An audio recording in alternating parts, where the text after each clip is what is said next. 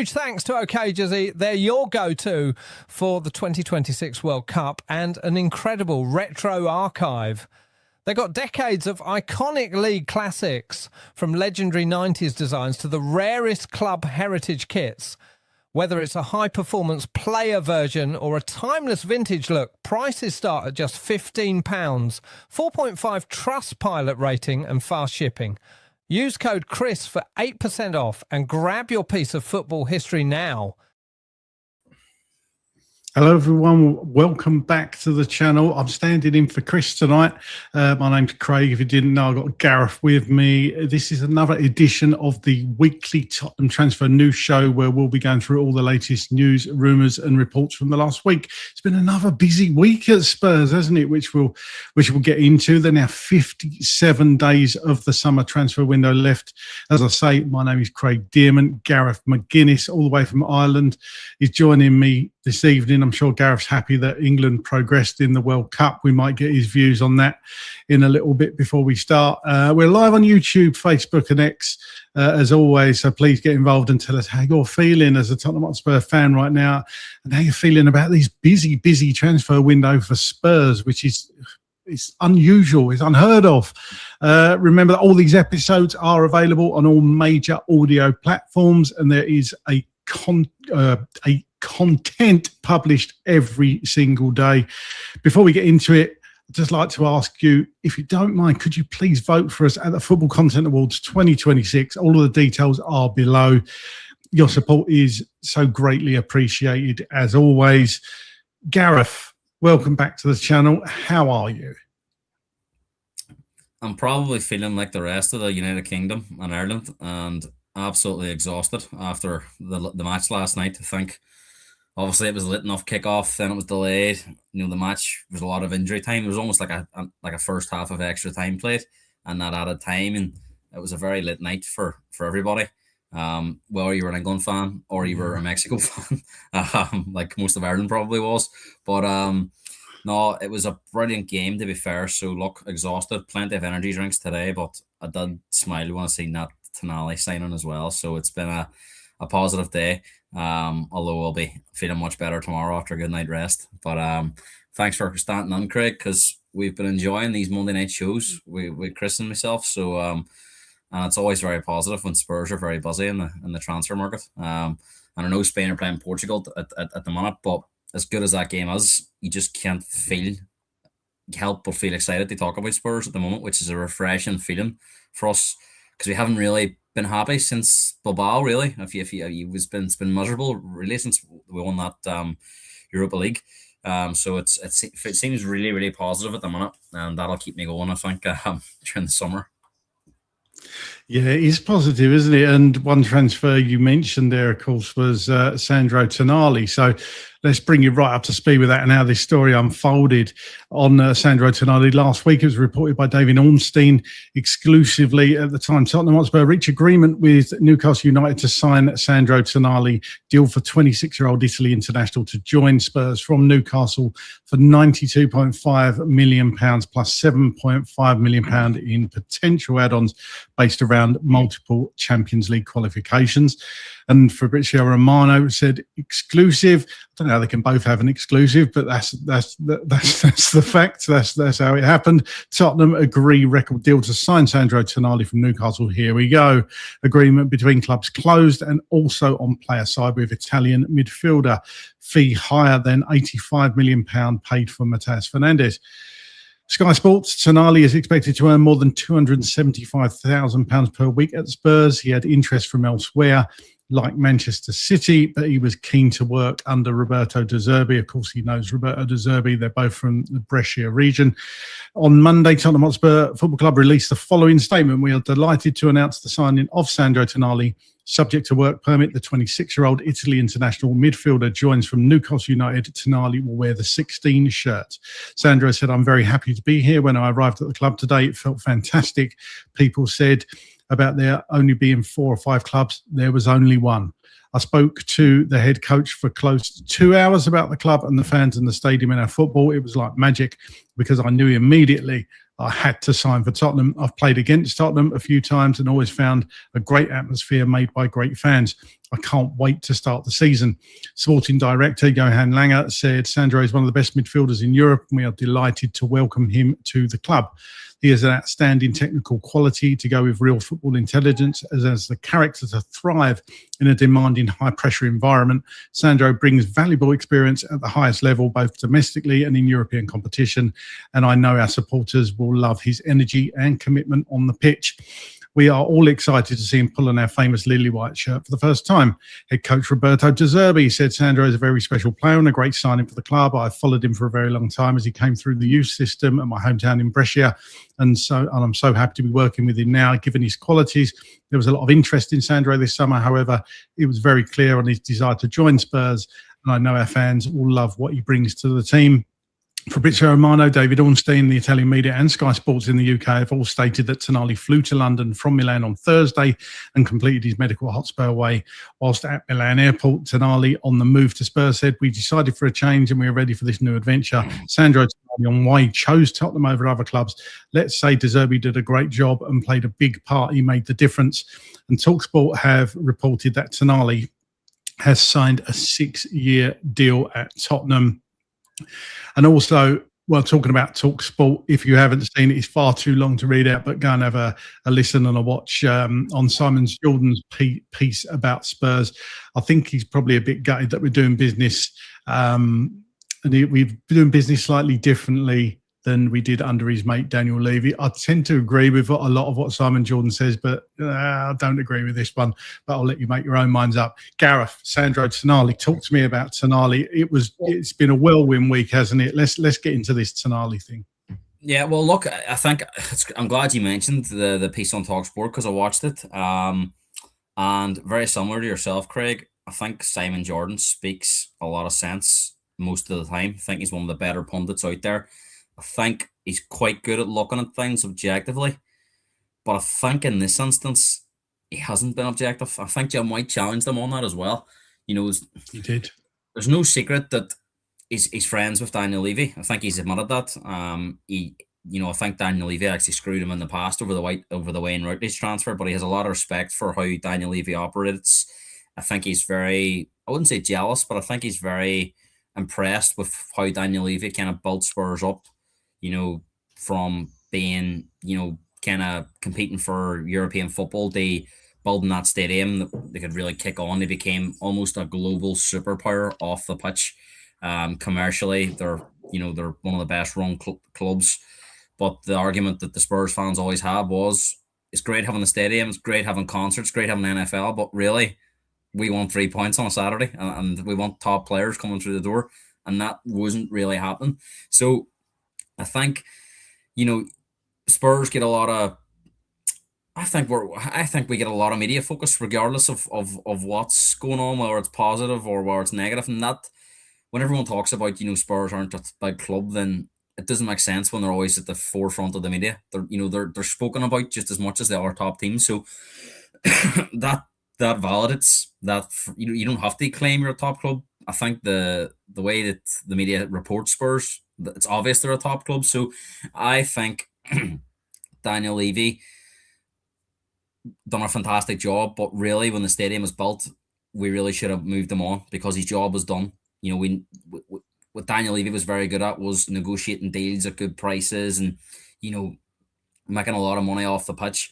But all that was done now, really, when the stadium was built. And it was all about kicking on. And Daniel was still stuck in his old ways of, deals falling through at the last minute over a couple of million or falling through over a few thousand in wages. And at the end of the day, if you want the top players, you have to pay the top wages. And Spurs were not doing that. So I think Simon Jordan's a little bit disappointed in the timing of Daniel Levy possibly moving out, and all of a sudden Spurs have changed this transfer policy. But I would also say as well that as much stick as Daniel Levy got, there's no doubt there's a change in direction behind the board. I think Joe Lewis is probably taking a back seat. Vivian and the other kind of Lewis family have got more involved, and they seem more on the side of we want to win, we want to challenge. Whereas what kind of appetite did Joe Lewis himself have at his age? Was he happy just to let Daniel Levy kind of operate the way he wanted him to operate? But I think what's probably happened was that sort of guarantee of being a top 6 team was slipping away, and that meant no European football, and things had to change. And you have to not be impressed with the start of this window, but I think it's just a little bit of sour grapes that the timing of Levy moving on, and all of a sudden Spurs are really kicking forward in the transfer market. So he's probably a little bit disappointed for Daniel in that sort of sentiment, but there's no doubt that he probably wants Spurs this all to backfire, because he did say on the piece, and as Craig says, you should all watch it. He says, I don't think this will work, buying all these players, and they're overpaying for players. And my response to that would be, Chris or Craig, what top players now go for cheap money? Have Man City overpaid for Elliot Anderson? Of course they have. Did Arsenal overpay for Declan Rice at the time? Of course they did. Liverpool, going back to Van Dijk, people say 75 million was crazy for a centre-back. At the end of the day, if these players come on to be successful, the price becomes irrelevant. The price will only be talked about if the player doesn't perform. So, if you want these kind of players now, you're going to have to overpay. Do I think Tonali's a £100 million player? Probably not, but he's a top player. Fernandes the same. Probably not worth 85 million, but he's a top player. So, if you want these players coming through the door, you're going to have to spend big on transfer fee, big on agent fee, and big on wages. And, people say about buying success. Man City have done it. Chelsea have done it. Arsenal have done it to a certain extent under Mikel Arteta. They spend a lot of money. You have to spend now to compete. And there's no Tottenham fans at the minute that are complaining about players coming in for £100 million, I tell you that. No, and he's funny, isn't it? And he's refreshing, as we've spoken about on our group. But Ange Postecoglou said a few seasons ago, didn't he, that Spurs will never sign a £100 million player, and here we are, just signed a £100 million player in Tonali. So, what do you make of the whole Tonali deal, Gareth? Are you excited about the prospects of what Tonali can bring to the team? Well, he's a fantastic player. There's no debating that. I think when he left AC Milan and went to Newcastle, it raised a few eyebrows, because he was kind of well respected in Italy, and I wouldn't watch the Italian league week in, week out. I know we have some people on the podcast that are Italian and watch a lot of Italian football, but I would watch bits of it on a Sunday night, and he was a player that I knew before he went to Newcastle, so that tells you everything. I think at Newcastle he got off to a really rocky start. He had the allegation where he was found to be gambling, and he shouldn't have been doing that, and Newcastle backed him over that. He served out his ban, and he come back and he was a real top player. I think his second season at Newcastle, particularly, they were one of the best players in the team. I think last season he was heavily criticised at Newcastle. Part and parcel, they had a really poor season. But I think it was a disruptive summer. You think about the Isak deal that fell through, or was going all summer, it went through at the end of the window. Newcastle missed out on a lot of their top targets. And there's been a lot of pressure on the manager as well. He's had injuries in there. I think when Newcastle had that midfield fit every week, Tonali, Bruno Guimaraes and Joelinton, they were a real force. They didn't have that at times last season with injuries. And it was a really disappointing season. And Newcastle fans this week have been saying that, Tonali, they didn't see the Tonali of the second season. But if you go back to last summer, Craig, there was a lot of focus on Isak. And, they didn't want to sell Tonali because they knew they were going to get big money for Isak. And I think Arsenal were interested in him. And I think Tonali had kind of says that he wanted to leave. So I don't know how much heart Tonali had in the Newcastle last year. I think he probably wanted to move on. And maybe that was reflective on his performance.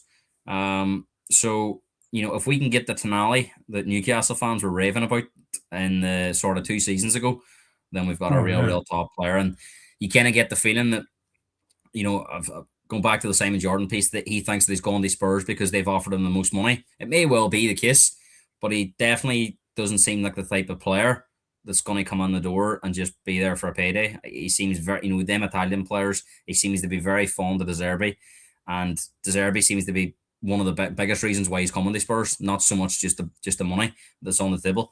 So I think I would be surprised if he wasn't a successful signing. I think Premier League experience, he's an Italian international, 25, coming into the prime of his career. I think this is a deal that really should work out. And that's the thing, isn't it? That's that's kind of what all this window's been all about so far, isn't it? Experience, Premier League experience, players at a certain level a certain age. Or Fernandes is a bit younger, but he's got Premier League experience. Great player. It's very different. And you're talking about Newcastle, talking about them going for a rebuild. They could sell Gordon, Tonali and Guimaraes in one window. I mean, I don't know how their fans are going to feel about that. So a lot of work to do for Newcastle. But yeah, just echoing what Gareth said, I think Tonali will be a fantastic signing for Spurs. Real statement of intent by the board and the club. You have to give kudos to the hierarchy as well. And look, it's long overdue. Let me just state that. They've let us down in the past, but for whatever reason, and I think we all know the reason, it's because they got the fright of their lives right up to that last final whistle on the last game of the season, and they suddenly realised the pennies drops that you actually have to spend big money to compete with the big boys. 2 17th place finishes in a row. That scared the club massively, and they're finally doing business in transfer windows, and we're all here for it, aren't we? We're all here for it, and hopefully, we'll come on to ones that are actually other players that we still could be putting in bids for. Let's talk, Gareth, briefly about one player that could be going out, Christian Romero. Fabrizio Romano, on Spurs captain Romero, stated the idea of parting ways with Kroupi Romero is still a serious possibility, so there's still strong chances for Romero to leave Tottenham this summer, despite rumours from Italy that keep arriving with Romero. My understanding is that Romero would really like to have a new experience in La Liga. So Kroupi Romero would like to have a new experience in La Liga if the right opportunity arrives for him and for Tottenham. That could be an option for Barcelona. It could be an option for Atletico Madrid. We will see. But Romero would like to go to La Liga and try an experience in Spain. We will see what arrives for Romero because he signed a contract only a year ago. The season was not easy, but at the same time, there could be movement also because Tottenham already signed several centre-backs and they feel well covered in that situation. So it's going to be a situation to watch. Do you think Romero is going to be still going out the door, Gareth? Does it bother you? I think he would like to move on. And I think if the club get the right money, they would probably be happy to move him on, because I think at Romero's age now, what is he, 26, 27? He's not going to change, at this stage now. He's not a young player anymore, you would say. He's still got a lot of years left, but he's got enough experience about him. This is a World Cup winner. He's played at the highest level of football now for a number of years. And he's still got that rashness in his game. He's still got that moment of madness in his game. I think it was a mistake to give him the armband. I thought that from the start. I just don't think he was the right character. We can all say about, passion and, but there's always the lead, and you have to set an example. Too many red cards, too many moments he's let us down on. And I've kind of got the feeling that he hasn't wanted to be here for at least a year now. I think really since that Europa League final one. I don't know the contract that was offered to him or if it was big wages or he was promised certain things, but I haven't seen Romero perform really since that Europa League final. And I don't really think we ever see the Romero of Argentina consistently at Spurs. He's never seems to be injured for his country. The only reason he came back for the final day of the season is probably because he was told he had to come back. He was very happy to go to Argentina, wasn't he? And I just don't think that's captain material. And I don't know what the reaction will be off the fans here that are watching tonight, but I kind of feel that a lot of fans are fed up with him. And I've kind of washed my hands of him. So I would be more than happy for him to move on. And I think he can get a decent fee for him too, probably 70, 80 million possibly. But in saying that, I think his options are limited. A team in Italy can't pay that kind of fee or going to be able to pay his wages. I can't see him going to Bayern Munich. So it's really, and I think he wants to go to La Liga as well. And I think the only other league that can really afford him, other than an English team, would be La Liga. So I think he's looking at possibly the big three in Spain. He's not going to go to another team in Spain. Be interesting, Gareth, wouldn't it, if they can't actually offload him? Yeah, I mean, if they can't offload him, he's going to have to come back in. And I think De Zerbi would like to keep him. I don't know when the World Cup finishes now if Romero has a change in heart because he sees Fernandes coming in, Tonali coming in. Who knows? There might be a couple more before the World Cup's over. Will he start to go, well, maybe this is a place for me they stay now. But I want players that want to play for the club because they want to be here, not just because we're looking serious now. So yeah, that's right. That's right. I would be more than happy to move him on. I've said from the start of the summer, Atletico Madrid makes a lot of sense in terms of Simeone really likes him. He likes Simeone, both Argentinian. They kind of the way Atletico Madrid play probably suits Romero in terms of that kind of robustness, the lack of discipline at times at Atletico. They're a nasty team, aren't they? So I think that makes a lot of sense. I think it probably depends on if Julian Alvarez departs. If the Alvarez goes, and they don't want to sell him to Barcelona, do they? But if he leaves and they get 100 million sort of fee for him, that gives him money to go and sign Romero. So I think there's going to have to be a lot of moving parts for him to get that move to Atletico Madrid. I don't see Barcelona coming in from, and I don't see Real Madrid coming in from. I think it's Atletico Madrid or Tottenham for Romero. Yeah, I tend to agree. It'd be interesting though if he stays around. We seem to have a glut of centre backs. Obviously, with Dragusin getting loaned out, which we'll come on to. Very quickly, Gareth, if you had to choose a captain, would it still be Mickey, or would you go for somebody like Maddison? It's a difficult one. Look, I'm a big fan of Maddison. I think just the way he plays, I love that kind of creativity and he's a player that can get you off your seat when he's at his best. But I still have doubts about Maddison in terms of how much of it is for the camera and how much of it really is sincere. We've heard things in the past that kind of on the camera he's very nicey, but behind the scenes maybe not so much. So that would worry me. Although what I would say is he's very well liked in the media and he's very good at speaking. And I think that's a quality that you need to be a captain. Van de Ven. Look, I think he's definitely settled down, Van de Ven. It seems like he wants to be here now, but again, I think at the back end of last season, he was kind of one of the ones that wanted to move on.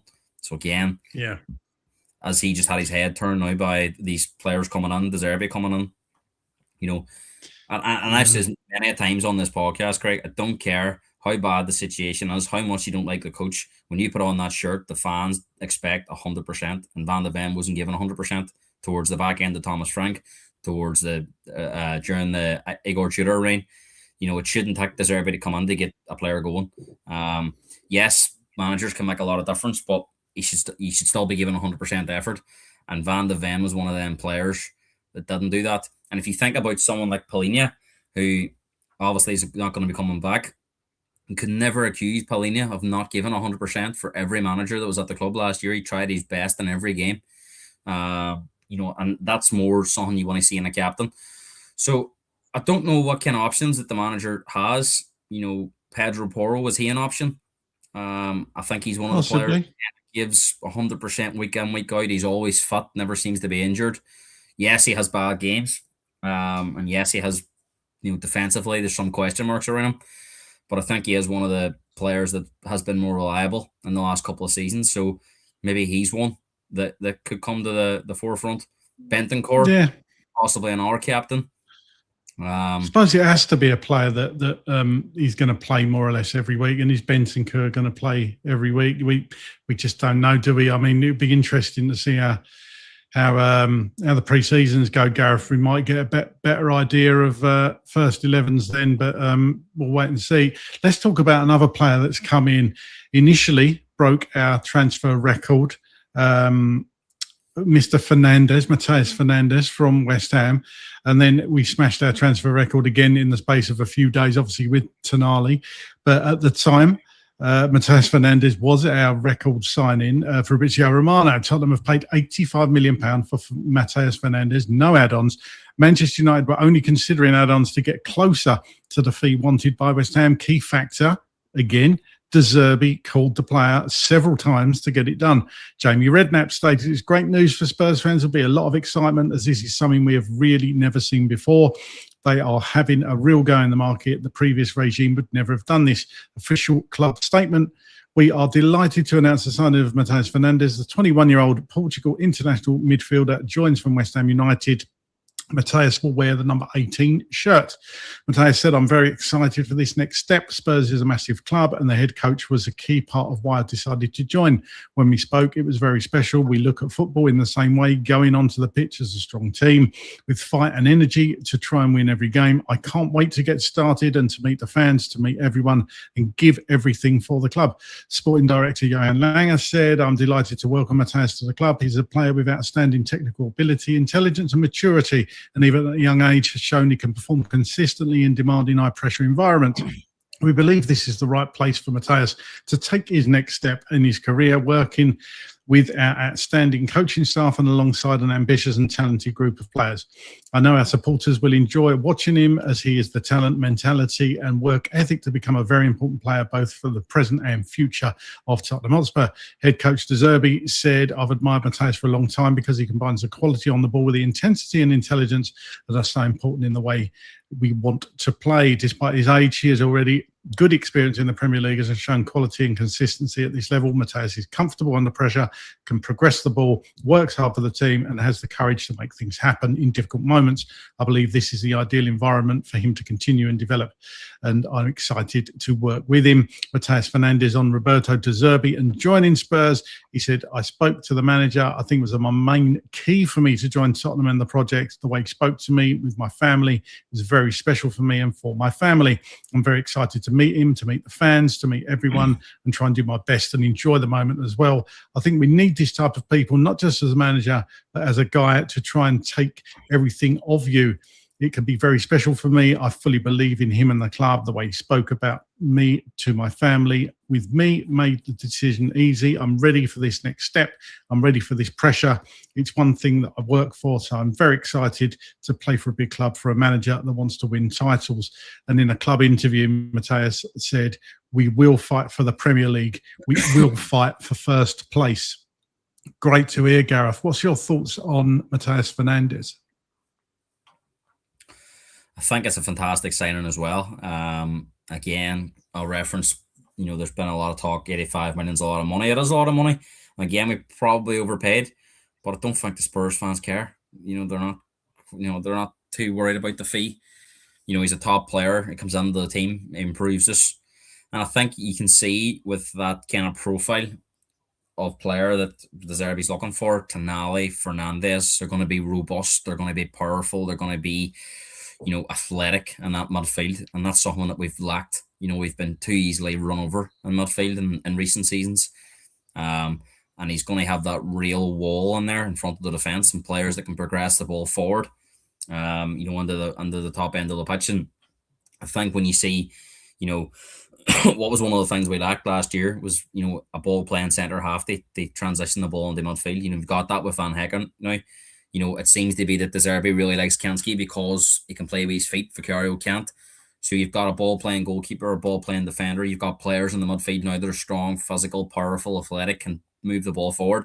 And the missing piece now, and we all know it is, we need those attackers that can put the ball in the net. And I think that's the next step in this window is, putting more quality in that front line. So it seems that De Zerbi, probably from a very early on in his reign, recognised that this team's well short of competing at the top end of the table.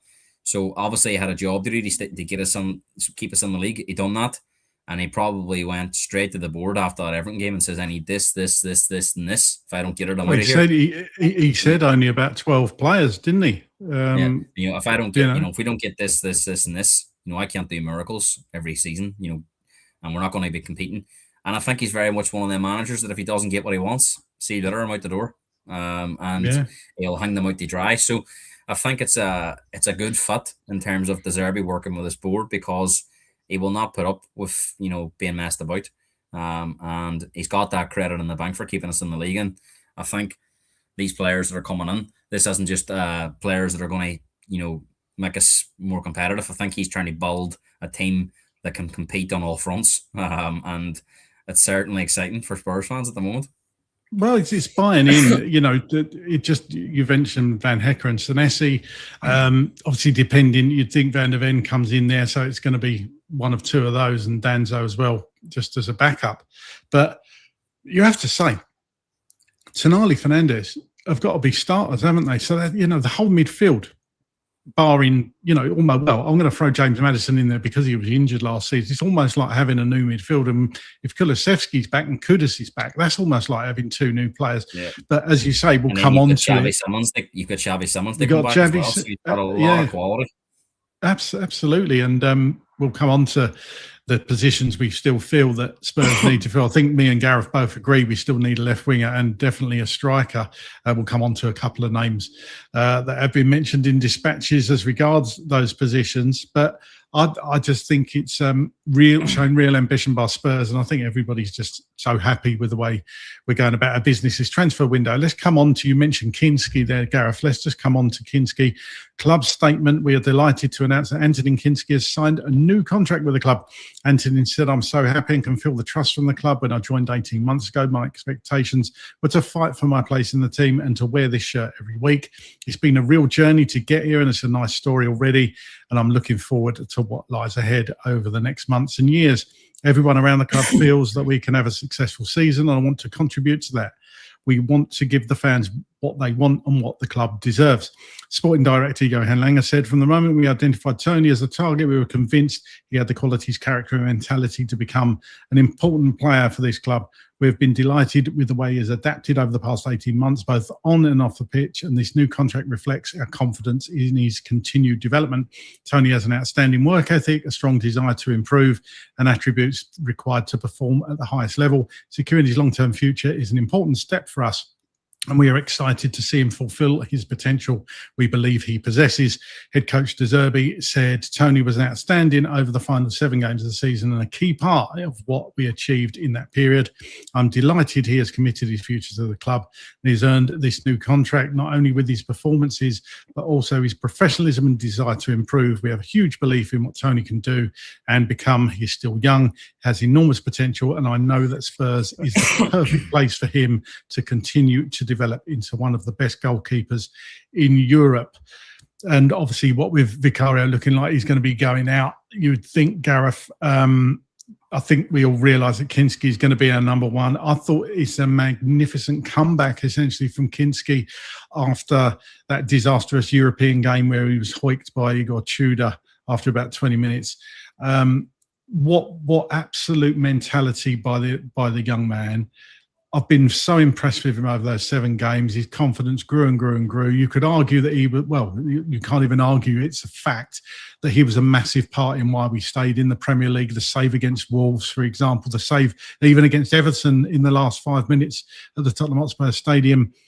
Massive player for Spurs. So happy for the boy. Well-deserved contract, in my opinion. Just give us your quick thoughts on Kinski, Gareth. Well, I think there hasn't been too much displeasure at Kinski getting this contract and kind of news that he's going to be the number one.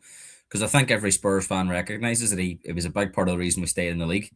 And whether you think he's a top goalkeeper or not, I think every Spurs fan realises that he deserves an opportunity at that number one spot. We will find out this season if he's going to be good enough. Because make no mistake about it, football's ruthless.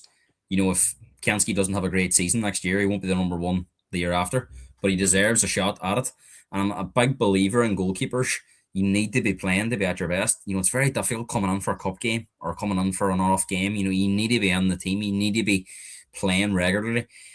It's just not the same as the training. You have to have that match time experience. And, that what happened to him was probably up there with one of the worst things that could ever happen to a goalkeeper. I can't remember too many goalkeeping performances as bad as that one. Yes, the pitch was a big part of the reason it happened. But as you said, to be that young coming in for that big game in the Champions League, it was a mistake by the manager at the time, no doubt about it. But, it was a lot to come back from. And I think he's in a privileged position now in terms of I don't think he can ever have a worse night or game in his career. It'll never be that bad again. So it was bottom, wasn't it? It was rock bottom. You know what I mean? Yeah. So I think he starts now from a place of real confidence because of how the season, when he's coming into games now, you can always think, don't worry, it can never be as bad as that night in Madrid. And I think he deserves this opportunity and long may it continue because I think he is very suited to this style of play. And I think De Zerbi, we've seen him at previous clubs.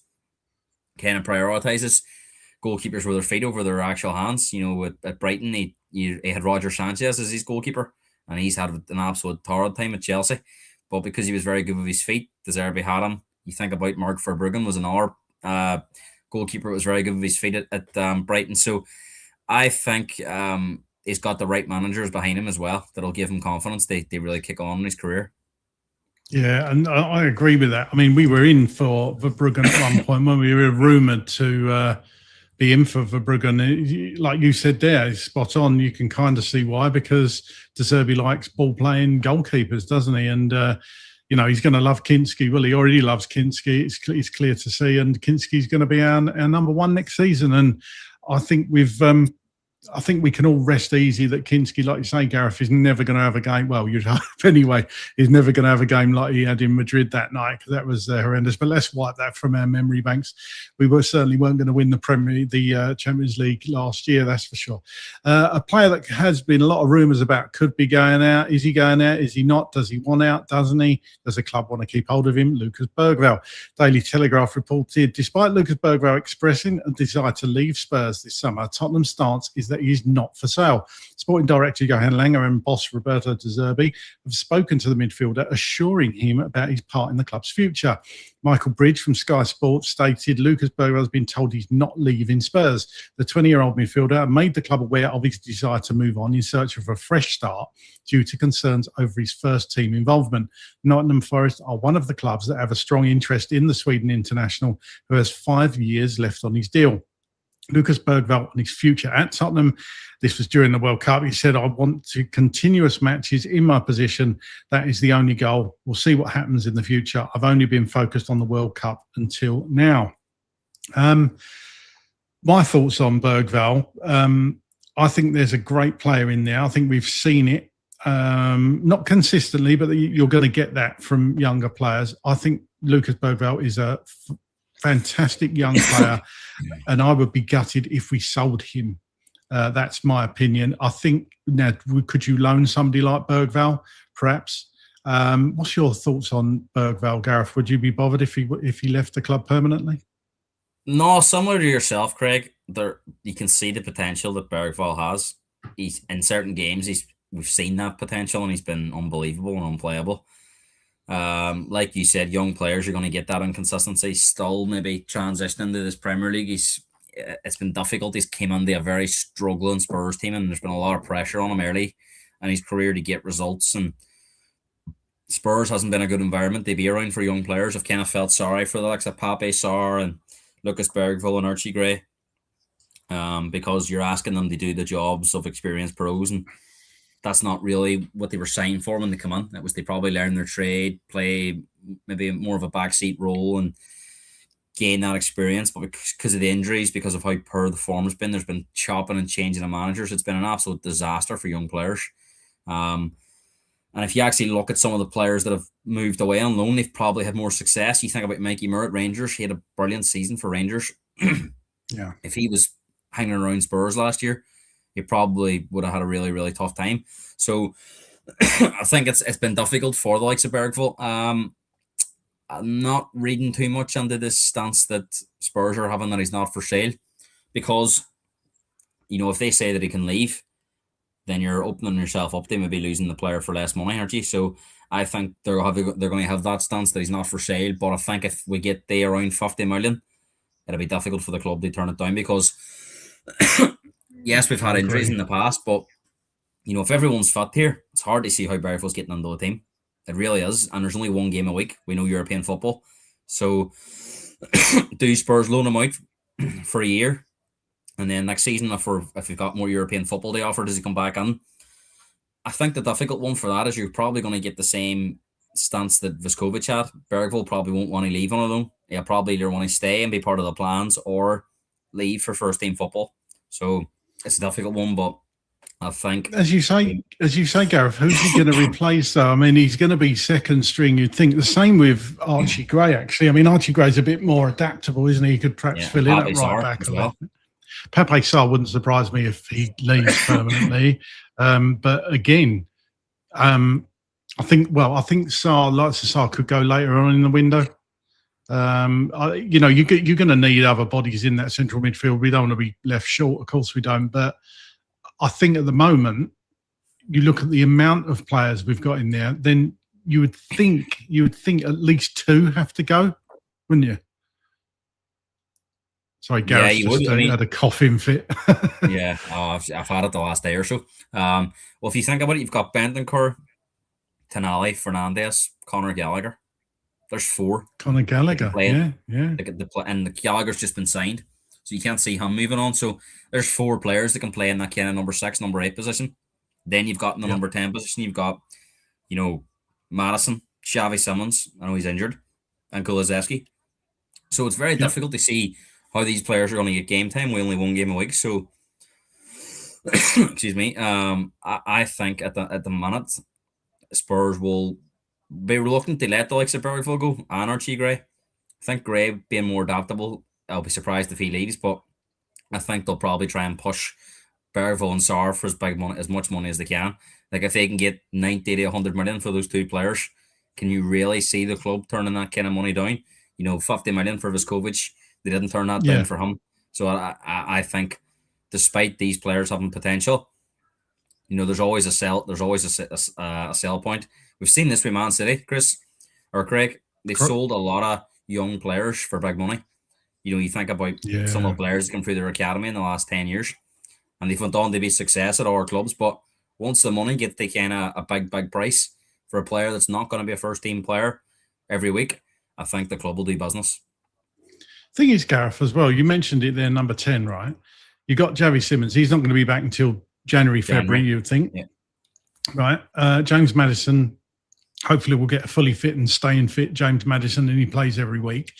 But if Maddison needs a rest, if, God forbid, he gets injured again, and we don't know about Kulusevski. We really don't. I know you've seen videos of him kicking a ball at the goal. I saw the other day, just sort of like a little kick about, and he was obviously playing basketball. But is he going to be ready? And really, you see him. Yeah, is he going to challenge Kudus on the right wing? So, if let's say, for example, Kulusevski isn't ready for the start of the season, we've only got James Maddison in that number 10 role. So, the club? One of the things that I seen, Craig, was Bergville wants to be playing as an 8, and he doesn't really want to be playing as a number 10. So, and when you watch him, yes, he has got a little bit of creativity, but he is more of a box-to-box player. You don't really see him as a number 10. He's not going to be that type of player that's going to open teams up, I don't think. No. I think he's more of a box-to-box runner that maybe can get on the end of crosses and score goals, maybe. So I think it's going to be difficult because of the players that are in that area. So it wouldn't surprise me. If Bergville and Sarr do go, Spurs may go on and sign more of an advanced midfielder. Because, like you said, Xavi Simons is going to be out for the first half of the season. Maddison's not reliable with his fitness, and Kulusevski as well. So they may go and sign a more advanced midfielder, more of a creative player, if they were to get maybe 90 to 100 million for Pape Sarr and Bergville. Be interesting times. We'll just briefly touch on Luka Vuskovic. You mentioned him before. Gareth, David Ornstein stated Brighton and Hove Albion have reached agreement with Tottenham Hotspur to sign Luka Vuskovic. Deal for 19-year-old defender, 46 million plus 4 million in add-ons. Tottenham retain the 20% sell-on clause and matching rights. Croatia international to take medical after World Cup. Fabrizio Romano stated Brighton agree a deal to sign Luka Vuskovic from Spurs. Here we go. £46 million plus sell-on clause to bring potential package to over £50 million. Massive signing for Brighton after personal terms agreed. BBC Sport. Luka Vuskovic is unlikely to be the last player to leave this summer, and further sales will help Spurs to reinvest in other areas of the squad which require improvement, with De Zerbi keen to add reinforcements in attack. So obviously this is not fairly old news. It seems like it might be because there's been so much going on at Spurs. Your thoughts on losing Vuskovic? Because I was a bit gutted when I heard this, but I'm surprised that De Zerbi's got rid of him essentially and sanctioned this deal for not actually seeing him play. And I think it's a real shame that he didn't actually play officially for Spurs other than a half in a friendly.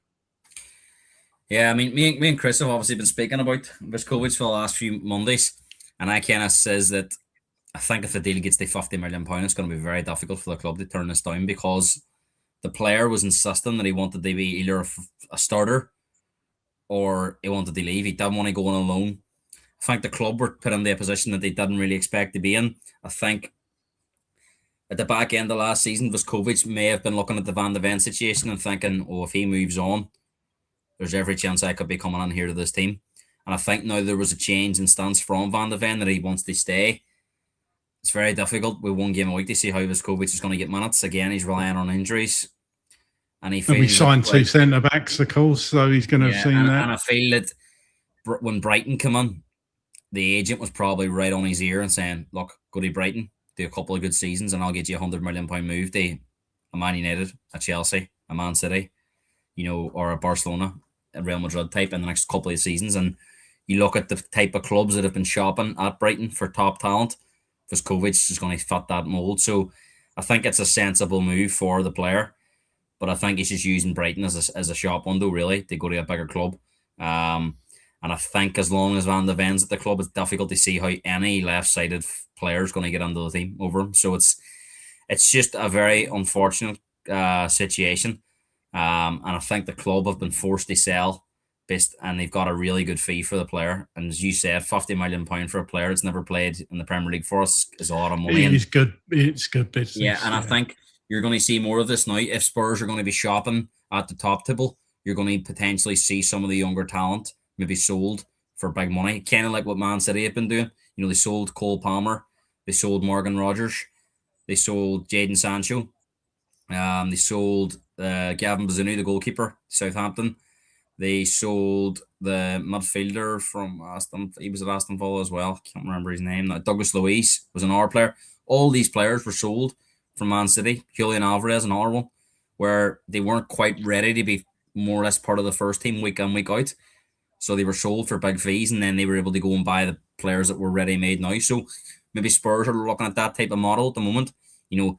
If you can get 100 million for the likes of Bergville and Sarr, well, that covers you to go and buy a Tonali, doesn't it? A ready-made, experienced player. So, if at least the success, I don't think we can complain that some of these players are leaving. Yeah. No, it does make sense. Everything you said there, Gareth. It's just a shame. Such a shame we've lost him, but we get to see him week in, week out anyway, because obviously he's staying in the Premier League, which is good. But you never know in football what's going to happen, of course. A player that's been touted, Fabrizio Romano stated this. Fabrizio Romano on Cody Gakpo. Keep an eye on Tottenham for Cody Gakpo because Tottenham have interest in the Liverpool player. Then I can tell you that Liverpool, as of today, beginning of July, are not opening the door to an exit. So at the moment, Liverpool are not telling Gakpo, okay, you can leave. And they are telling Tottenham, okay, let's negotiate. That is not happening right now. So at the moment, the door is closed from Liverpool. But we have to see later on in the summer in case Tottenham really open talks by sending a proposal. At the moment, it is an interest. If they send a proposal, we have to see what's going on to happen there. So it's a story to keep an eye on. Eventually, it's not something guaranteed at this stage. Thoughts on Cody Gakpo? Look, good player. Does he improve us based on what we have at the moment? Yes. But do you think we could get better? Potentially, yes. And I think the situation that Liverpool are in, Ekatiki's injured. Isak's not the most reliable with his fitness. They lost Luis Diaz last year. The youngsters looks promising, Rio Ngamoa, but he's not a player that you can maybe rely on at the minute for Liverpool. Salah's moved on. It's going to be difficult to see how Liverpool sell unless it's ridiculous money, and I mean maybe 80 million. And I don't think that will be a real good value transfer for us. Good player, but I think there's potentially better out there for the money we would be paying. And I don't see it being a mover unless Spurs ridiculously overpay for the player. Like some of the other names that we're being linked with, I think make more sense than Cody Gakpo would at this moment in time. And I think there's a lot of regret at Liverpool in terms of how they sold Luis Diaz. They sold Luis Diaz for £70 million, and everyone thought that was good money, but it backfired massively. He went and had a brilliant season for Bayern Munich, and Liverpool had a lot of problems in that forward area last season. So I think Gakpo's another one where if they sell him to another club, I think it could come back to haunt them because he is a goal scorer. He had a decent World Cup there for Holland. And I think they could love to regret it. So unless it's big money, I don't see this being a moving part, to be honest. No, I tend to agree. And really, I agree. And there's a player coming up we're going to talk about in a minute, Gareth, that I think would be a much better acquisition for Spurs. That's not to say Gakpo's a bad player. He's certainly not. But there's other ones you're talking about. Oh, we'll come on to it. We're nearly there. Let's just cover Palhinha briefly, Gareth. It's been, obviously, we all know now, Sky Sports reported Palhinha has been confirmed he won't be signing permanently for Tottenham following his loan spell at the club from Bayern Munich. The midfielder is increasingly likely to return to his former club, Sporting, in Portugal. Palhinha on Instagram stated, "I'm writing this message with heartfelt gratitude for all the kindness and support you have always shown me throughout my time at this special club. Representing Tottenham has had a profound impact on my life, not only professionally, but also personally. And it is something I will carry with me forever, probably mentally as well." But he didn't say that. I always try to repay in the best way I could all the affection, respect, and trust you showed me both on and off the pitch. As I've said before, what truly defines a great institution and great football is its supporters. Players, managers, and directors come and go, but the fans remain.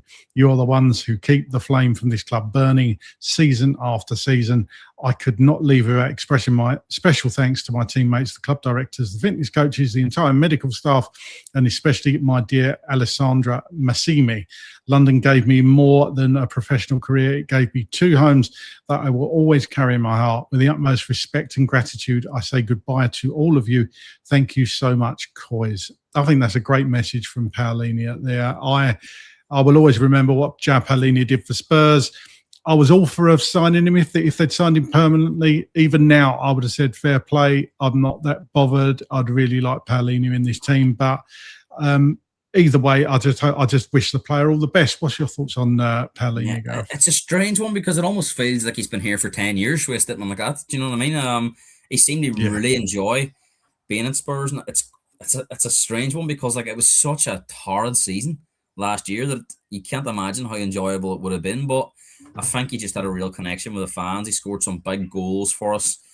Yeah. And he's just a player that gives absolutely everything. I think whatever shirt he puts on, the fans will instantly tick him because he does leave everything on that pitch. He probably hasn't got the ability of other players, but he makes up for that when he's worked with his intensity. He's, what this sheer desire to play football. And I think it's a sad one, really, that we can't give him more time at the club, but I think Spurs feel they've got better options now, and I agree. I think for the money that was on the table for £20 million would have not been a useful signing. I think if you're 1-0 in a big game away at Man City or Arsenal, he's a perfect player to bring on and break up play, and you're going to get 100% out of him. But I think his real weaknesses are on the ball, and De Zerbi maybe feels that he's not capable of playing that kind of role that he wants. Yes, he might be like a bit more of a destroyer, but can he play with his back to goal? Can he play on the half turn, get the ball progressed in the midfield? Probably it's not. Going to happen. No, and I think as much as De Zerbi would love to have him around, you have to cut the Can't have any passengers. Yeah. I get somewhere. So it's difficult. Yeah, absolutely. And look, I think he was the perfect man for the situation we were in last season, and thank God he was with us. And as JRE85 says here, Palhinha is a Spurs legend. I think, like I said before at the top of the show, I think he's a very large part, along with Kinski, while we stayed in the Premier League. So I'll always maintain a soft spot for Palhinha, that's for sure. So we wish him well on his travels. Let's touch on Dragusin. Gareth, Fabrizio Romano, Fiorentina agree loan deal to sign Radu Dragusin from Spurs. Here we go. Agreement club to club in place on loan with obligation to buy. And Dragusin says, yes, he was on top of the list already in January, but Tottenham now accept deal verbally sealed. Gianluca Di Marzio on Radu Dragusin and his loan move. In a surprise move, Fiorentina reached agreement in principle for the loan signing of Radu Dragusin with the obligation to buy. They've agreed to a deal based on €1.5 million loan fee with a purchase option of €17.5 million triggered if certain agreed conditions are met. They've not said what that is, but you'd imagine it's appearances, Fiorentina sporting director Fabio Paratici, I think we all remember him, will reunite with the Romanian defender after bringing him to Tottenham from Genoa in 2024. Sky Sports on Radu de Gusin set for Fiorentina switch. Tottenham defender Radu de Gusin is set to join Fiorentina on initial loan. The deal agreed between the two clubs includes an obligation worth up to £21.4 million if certain conditions are met. The obligation to buy is triggered if Dragusin makes a certain number of appearances. There we go. I've answered my own question. Spurs are also set to retain a sell-on clause, which gives them 10% of any profit Fiorentina make from a future sale. Thoughts on Dragusin going out? I think this is probably one that we all saw coming, Gareth, and has probably been on the cards for ages, at least with one of his agent banging on all the time. Yeah, it's one of the least surprising stories of the one, though. I'll tell you what, the agent must have something on Fabio Paratici, because I haven't seen much from Dragusin in his Spurs career. I know he got a bad injury a couple of seasons ago, his ACL, but we haven't seen that player that we've seen at Bologna, and we haven't seen that player when he plays for Romania. I just don't think he suits Premier League style of play. I think it's possibly too quick for him. I think defenders in the Premier League, most teams play by a high line. You need that real piss. Yes. There was a lot of talk about Harry Maguire being left out of the England squad, and that was probably one of the reasons why. He doesn't really fit the style of play of playing on the halfway line, does he? It's a difficult one, but I think he's going back to somewhere where he's probably going to be more comfortable in the Serie A, and wish him well. I mean, I'll not be sorry to hear from his agent again, but no, it just hasn't worked out the way we thought it would. And look, it's a chance for him to go back. He's still a young enough player and rebuild his career at Fiorentina. But we definitely didn't see anywhere near enough to think he was going to be a top player for this club. 100%. Right, the one I wanted to talk about, Gareth, rumours. Eli Junior Kroupi, the independent Tottenham plot Eli Junior Kroupi move with 80 million rated Bournemouth forward, top of 3-player shortlist. The Bournemouth winger has impressed in the Premier League, and Spurs are keen to extend their lavish summer spending under Roberto De Zerbi. Sky Sports. Tottenham are one of several interesting clubs in Eli Junior Kroupi of Bournemouth, but any deal is considered highly unlikely. Bournemouth do not need to sell and want Marco Rose to have the strongest squad possible in his first season. It would take an astronomical figure to even consider a sale. And Alex Crook on TalkSport, Bournemouth's Eli Junior Kroupi has lots of potential suitors, Arsenal one of them, but Tottenham are preparing a bid of £85 million. They want to test Bournemouth's resolve. He is not for sale this summer. Well, that's the message coming out of Bournemouth. Him and Alex Scott will stay. Tottenham want another forward player, and they probably see Richarlison departing. But the message from the South Coast is not Kroupi, is that Kroupi is not for sale this summer. I don't agree with that. I think he is for sale. I think any player's for sale at the right price. Exactly what you said, Gareth. Can we get this done? Would this really excite you? Because it certainly would me. I think we need Kroupi. Can we get Marmoush as well? Can we get a forward as well? I know Kroupi's a forward, but can essentially play anywhere across the front line. This would really, really be a statement signing, even though, again, he's a young player. What's your thoughts on Kroupi? I think this would be the one that would really rattle the rivals, wasn't it? I think as much as Tonali and Fernandes have kind of gained a lot of scrutiny in terms of the media and all our fans talking about it, I think Kroupi's a different kettle of fish altogether. I think we're potentially looking at the best young player around the Premier League at the moment. And you have to factor in he's French. A lot of these French youngsters at the minute are producing really, really great quality. This seems to be the market at the minute for attackers. French, young, quick, can score goals. And this, for me, would really elevate the attack. I think we're potentially looking at a world-class footballer in the next couple of years. And if we can get him in now, that was his first season in England last year, and he just didn't take any time to settle. He just completely lit up the Premier League. Some of the goals he scored. And I just think this scares the life out of all our teams if Spurs can pull this off.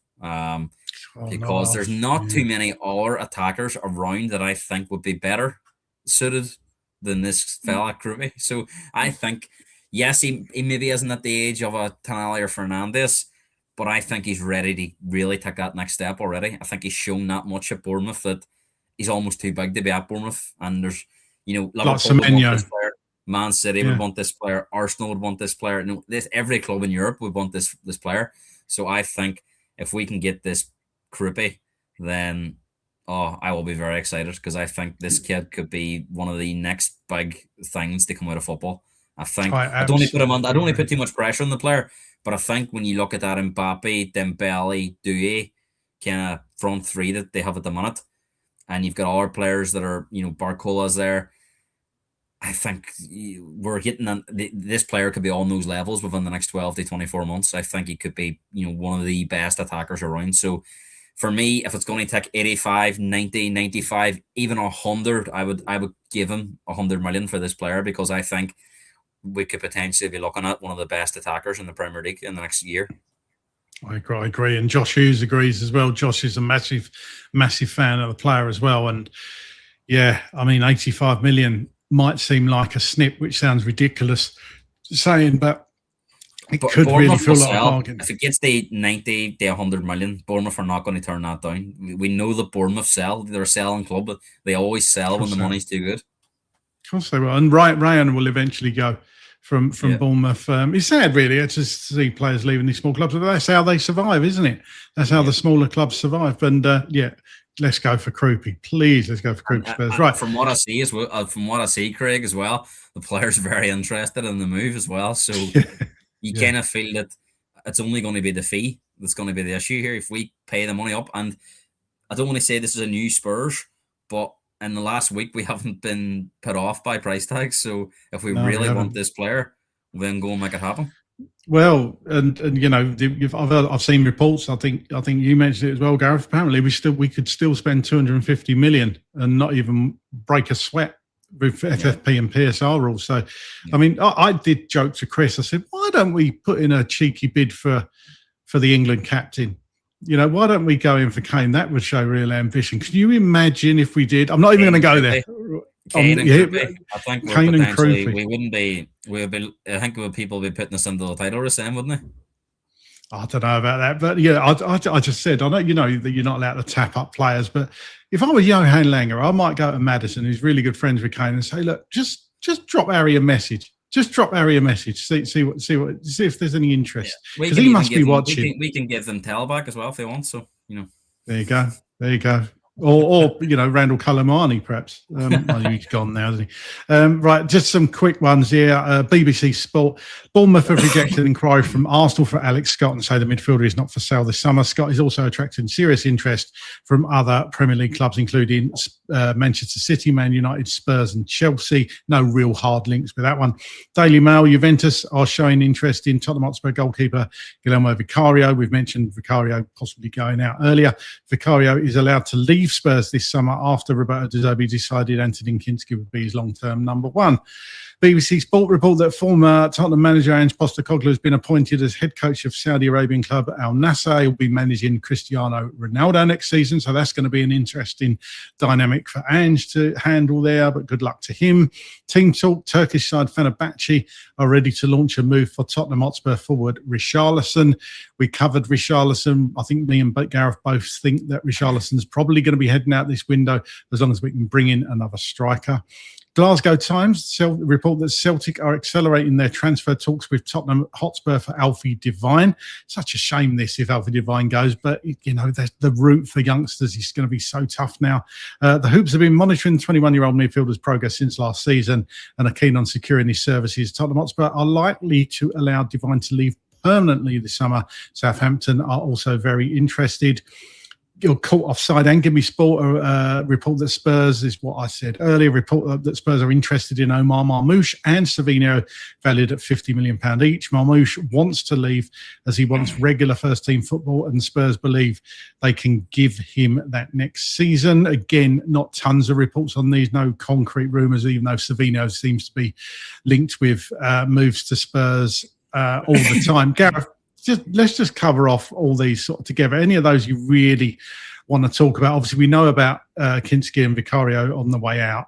Let me ask you about Omar Marmoush and Savinho, actually. What's your thoughts on that?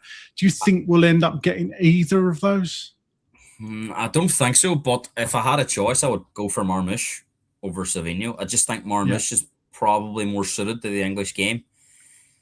Do you think Savinho's a better technical player than Kudus? Possibly. But do you think he's going to be a better player for Spurs or a better Premier League player? No, I don't think so. I think, it's a strange one with Savinho. He's got a lot of quality, right?